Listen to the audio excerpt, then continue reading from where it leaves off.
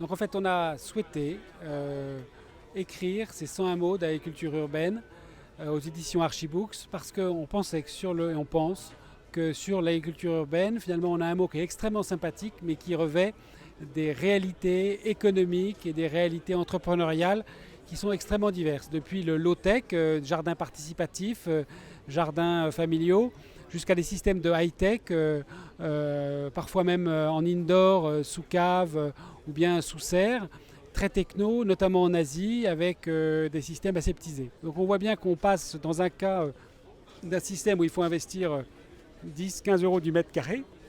à des systèmes où il faut investir jusqu'à 1500-2000 euros du mètre carré dans les endroits les plus sophistiqués. On voit bien qu'on se pose la question de récupérer l'énergie fatale des villes, notamment les data centers, l'énergie des stations d'épuration, etc. Et puis qu'il faudrait la mettre, pourquoi pas, dans des lieux de production. Et là, on est en train de parler de boucles d'écosystémiques qui sont toutes nouvelles. En même temps, on se dit l'agriculture urbaine, c'est formidable pour refaire du lien social, revégétaliser la ville, et puis éventuellement supprimer quelques budgets de collectivités qui sont en mal d'équilibre, et puis de demander aux habitants, écoutez, occupez l'espace vert et transformez-le en espace productif.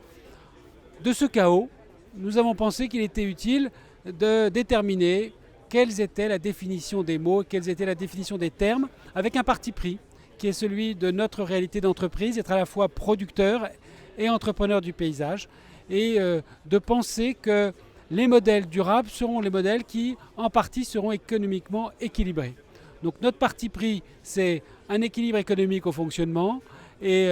un investissement qui est